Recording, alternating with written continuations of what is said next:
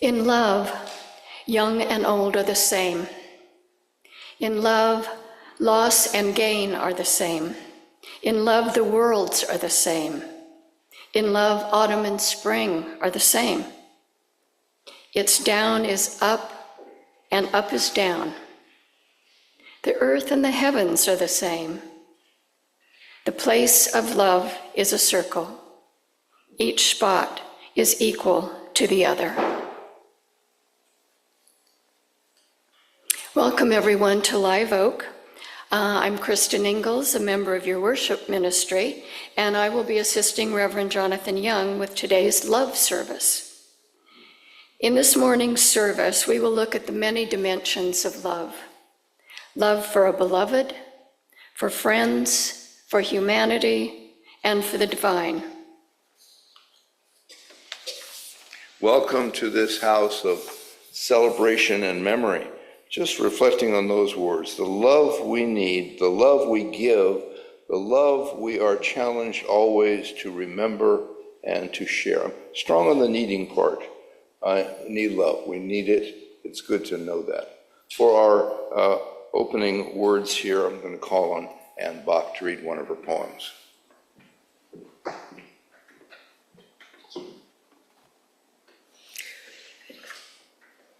The Lucky Star. Daddy sang love songs at the piano bar called the Lucky Star. When I was lucky, he held me on his lap and sang only to me. There was something compelling at the Lucky Star that kept him there so many long hours. I could almost catch a glimpse of it the first time I went there. There were large, three-dimensional stars hanging from the midnight-colored ceiling.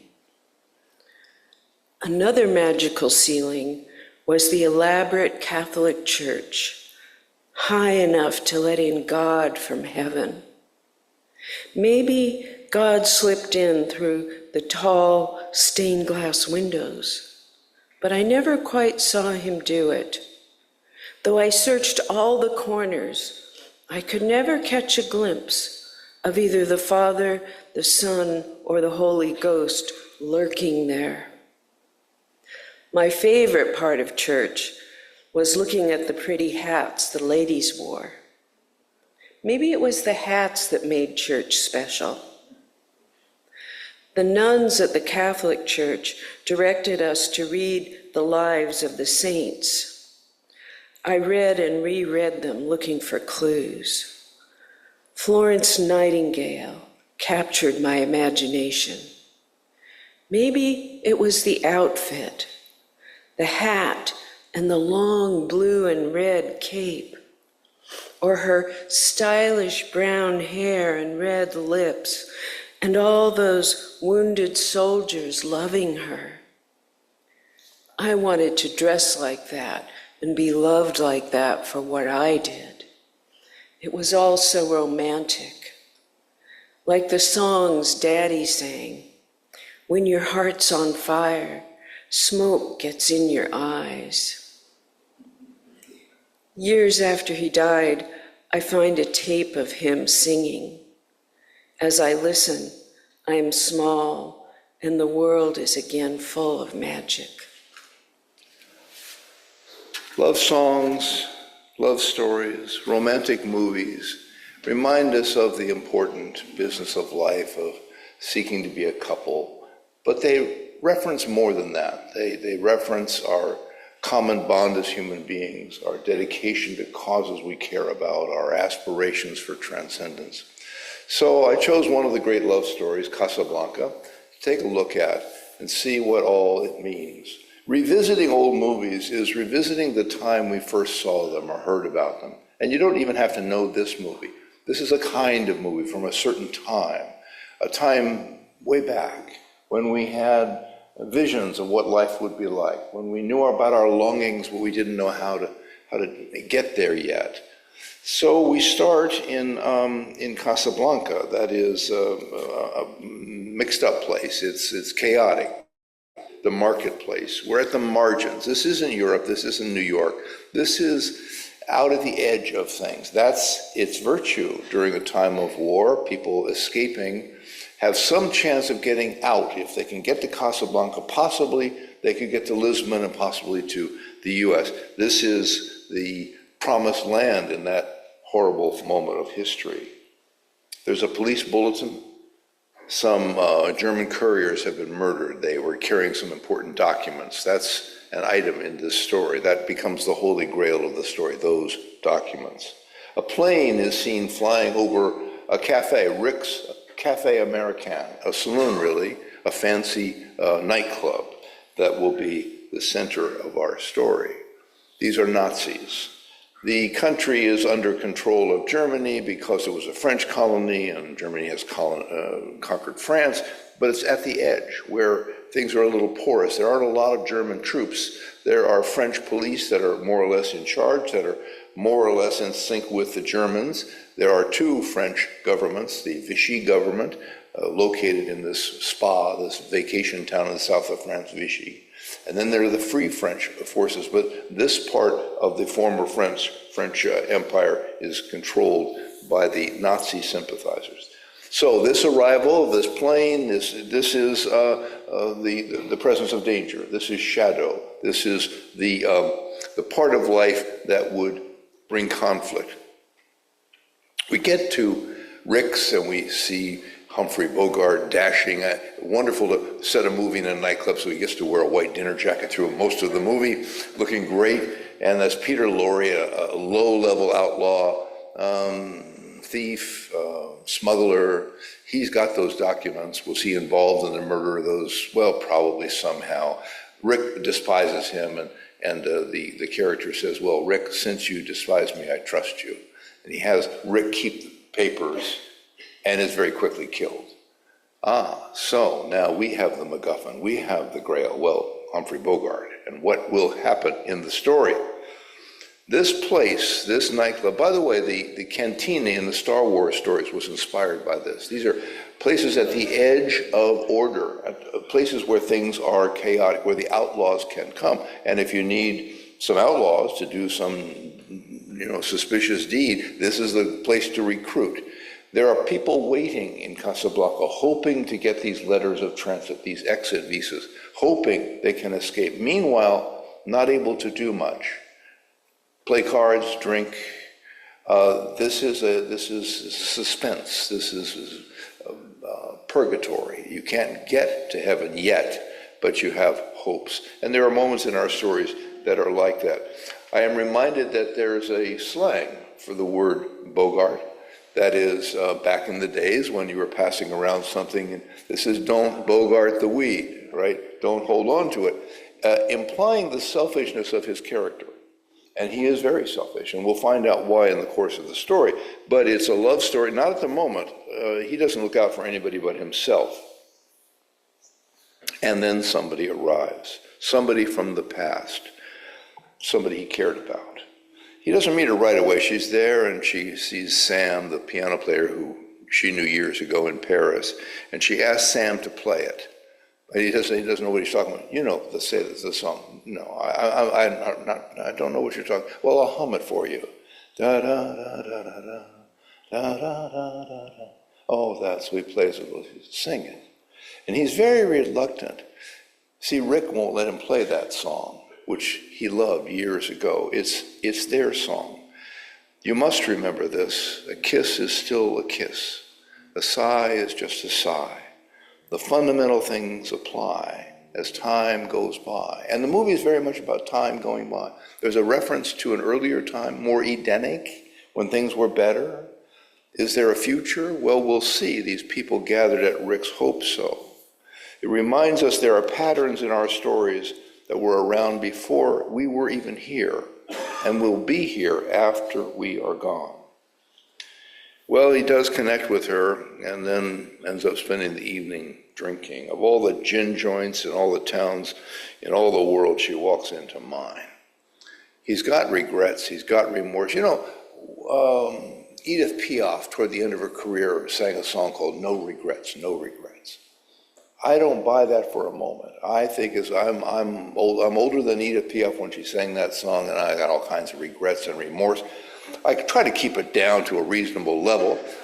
I don't blame myself for having them. If you've lived, you've made some mistakes. You make amends when you can, but most of the people I heard in one way or another aren't even around anymore, so I'll say prayers for them, I guess. The meeting of the goddess is an important point in a mythic story. There's a connection. This is the presence of love. This is Aphrodite. This is the eros of life, the human connectedness falling into a romantic form. That's one form. And there is friendship, and there is community, and there is commitment to the future. There are many forms of love. Rick lost Ilsa. We know that because we saw the movie years ago. They had something once, and it ended badly, and he's been a wreck ever since. He's been mean. I don't stick my neck out for anyone. You see the defensive posture that happens if there is hurt. Somebody asked him there's a police officer that runs things, Captain Renault. What kind of a man is he? Oh, just like any other man, only more so. A lot of good lines in this movie, and we're left with that, like, what does that mean? Well, it doesn't mean something good. This room is not full of kindly people, although Ilsa's kindly, and we can see why he loved her. Captain Renault, who's kind of a friend, although they're both pretty guarded. I've often speculated on why you don't return to America. Did you abscond with the church funds? Did you run off? That's the actual line in the story, isn't that something? Did you run off with a senator's wife? I like to think you killed a man. It's the romantic in me. And Rick answers, it's a combination of all three. Well, what in heaven's name brought you to Casablanca? My health, Rick says. I came to Casablanca for the waters. And Louis says, the waters? What waters? We're in the desert. Rick says, I was misinformed. And in the midst of his drunken evening, we go into a flashback. We go back in time. We're not in the current moment. We're not in Casablanca. We're in Paris with Ilsa. And it is Eden. It's beautiful. It's Paris. And they're in love. And they're good looking. And the music's nice. And the photography is splendid. It's Eden. And he has this great line, here's looking at you, kid. He says it several times in the story. Always reminds me of geometry. Here's looking at Euclid. I had my eyes on Drew. I had to find a mathematician in the room. see how badly that would go. There are several, yeah. Okay. So he's in love with, actually she's a widow, and the man she was married to, the late Czech hero Laszlo, is a freedom fighter, and but he's gone, and it is also Rick's romance with idealism, which we have met his current self. It's gone in his current self, but at one time he was full of all kinds of wonderful and beautiful ideas, and we're in Paris. And then we read the newspaper, and the news of the war is not encouraging. The Nazis are getting closer. Paris will fall soon. And this, in a way, theologically speaking, is the fall. We were in Eden for a moment in the story there, but that is going to come to an end. And they have a little time together, and they're making plans to escape. And you can hear the war outside the city. Was that cannon fire, Ilsa says, or is it my heart pounding? And then she says more desperately, kiss me. Kiss me as if it were the last time. And they make plans. She has some things to do. He's going to make arrangements. They will meet at the train station. They will escape. But he's at the train station, and a note arrives. Not Ilsa. A note saying, I will never see you again. Let go of me. Forget me. And no real explanation. And he's got to get on the train. He'll be killed, and he knows that. And that's why he is in such pain. And now we re-enter present time in the movie. In the saloon, there are these Germans, not a lot of them, but they're in charge, and they're singing the Watch on the Rhine, some great German patriotic song. The others, who don't really like being occupied, start singing the Marseillaise, the French national anthem, and there are more of them, and they sing louder and louder until the Germans kind of have to shut up. But for this, Major Strasser, the German man who arrived on that airplane earlier in the story, orders that this place be shut down. Captain Renault says, but they're having such a good time. Yeah, well, too good a time, shut it down. For what reason? Find one. And he kind of looks around and he says, I am shocked to find that gambling is going on in there. At which point the croupier comes over and says, you're winning, sir. Oh yeah, thank you. Okay. Well, he's a corrupt official. He will do what he has to do. But things are getting worse. We're in a movie with danger. Romance in a movie is always best in a war movie. When there's danger, when life is at stake, we are aware that we must act on our desires. Neediness can be put off, but not during war. And so, because life is short, we make decisions. Well, Laszlo came back to life.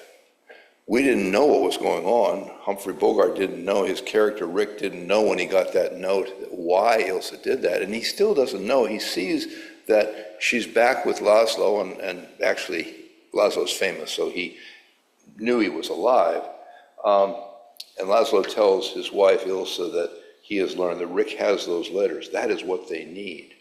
But he has a meeting to go to. It's a meeting of the resistance. It's very dangerous. And while he's gone, Ilsa goes back to the saloon, back to Rick's Cafe Americain, and confronts him, and he's bitter, and and she tells him the whole story, and that she actually sent the note to protect him, and that she didn't know her husband was dead when they had their affair. And there's a reason. Sometimes there are misunderstandings that lead to bitterness that go on for years, if not decades, and they're based on some mistake. And sometimes if we go back to confront somebody, either in complaint or in making amends, we find out that some misunderstanding has gone on for the longest time. I was over at Samarkand, because Jerry invited me back to come over and speak at Samarkand again to her circle, and we talked about high school reunions. And somebody said that they went back at a high school reunion and contacted the girl who had ghosted her in middle school. Okay, this is a long time later. And said, why did you do that? Do I misunderstand? That is what happened. Yes, I did. My parents were getting divorced. I was in terrible distress, and I kind of took it out on you, and I'm so sorry. There was a reason. I mean, it wasn't a misunderstanding that she got ghosted, but there was more to it. There was more humanity behind it than she knew. She just thought the friend, the good friend, it had been her best friend, was being mean, but that really wasn't the whole story. So now we have this reunion, this retelling of truth, and Eden is regained. They're back, they're together. And Rick swings into action to arrange their escape from Casablanca. They will stay together and get away. He's got these letters. He goes and sells the cafe to a competitor. The place is actually shut down, so the competitor kind of gets a good deal. But then he arranges something with Captain Renault, because he's got to deal with the husband here. He says, I'll set it up so you can have a good cause to arrest him. If he buys those valuable documents from me, then I'll just have you there. And so he actually gives the documents to Laszlo, and then Renault enters and arrests him. And then this story shifts, because Humphrey Bogart pulls out a gun and he says, okay, what's going to happen now is you're going to drive us to the airport. And this is not what he expected, but he's pointing a gun at him, and he says, remember, a gun is pointed right at your heart. And Captain Renault says, that is my least vulnerable spot. So they're at the airport, and Ilsa's a little uneasy because Rick hasn't told Laszlo yet exactly what's happening, that they are running away together, and Laszlo's going to end up in Casablanca. Laszlo at this moment still thinks he's going to get on that airplane. And there's a little speech here, a very important part of the movie. It's the Hill of Beans speech. I'm saying it because it's true. Inside of us, we both know you belong with Victor. You're part of his work. the thing that keeps him going. If that plane leaves the ground and you're not with him, you'll regret it. Maybe not today, maybe not tomorrow, but soon, and for the rest of your life. But what about us, she says? We'll always have Paris, is his reply. We didn't have. We lost it until you came to Casablanca. We got it back last night. And she says, when I said I would never leave you, and you never will, he says, but I've got a job to do too. Where I'm going, you can't follow. What I've got to do, you can't be part of, Ilsa. I'm no good at being noble, but it doesn't take much to see that the problems of three little people don't amount to a hill of beans in this crazy world. Someday you'll understand that. There's this tension in the story between personal love and love of a cause, love of humanity. And there are some big things to do. And this is the classic Bogart turn in films. It happens in this film and several others, where the guy who doesn't stick his neck out for anybody sticks his neck out big time, comes through in the end. In Star Wars, when they're in the middle of losing, and Han Solo, who would only do things for money, shows up and saves the day. When the part of us that is going to play it safe, that has been hurt too many times, rises to the occasion in spite of our own decision that we weren't going to help out this time, and we do it again. That love is what the kind that triumphs in this particular movie. I'm not taking the romantic part lightly.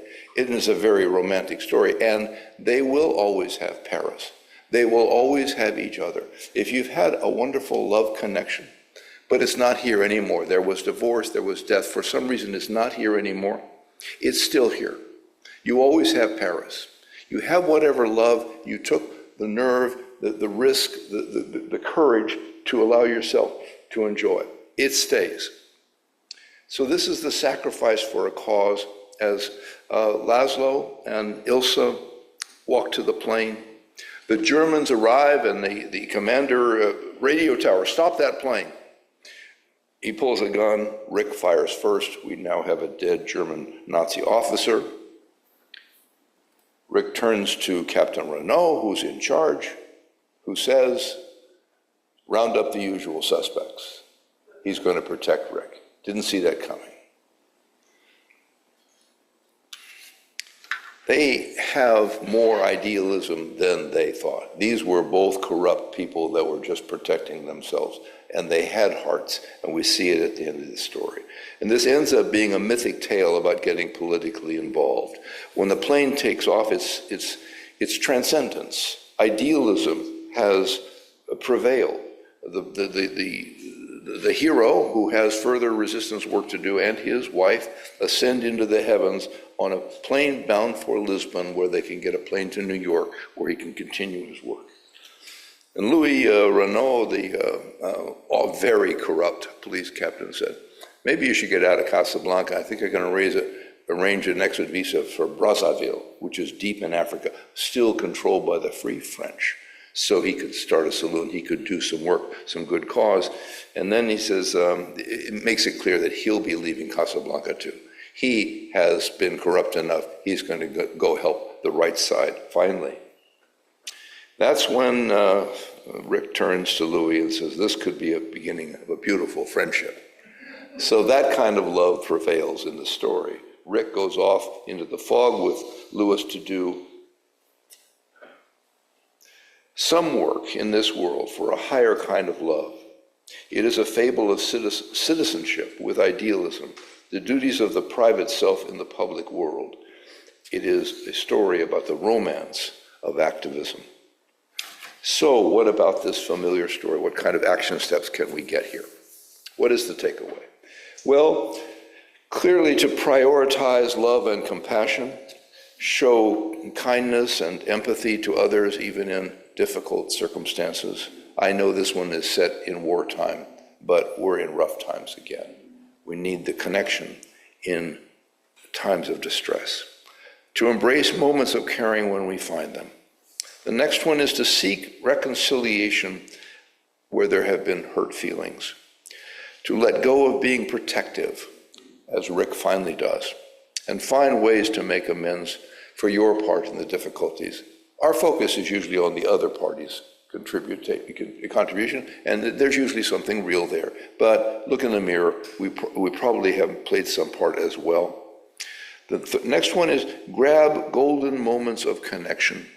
When someone you care about tells you things that are important, take the time to listen.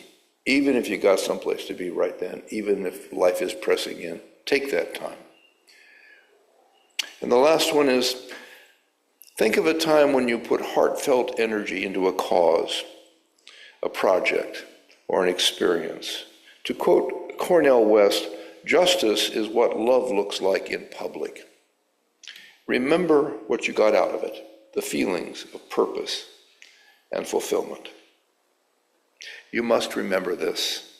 A kiss is just a kiss. A sigh is just a sigh. The fundamental things apply as time goes by. Namaste, blessed be. And so it goes.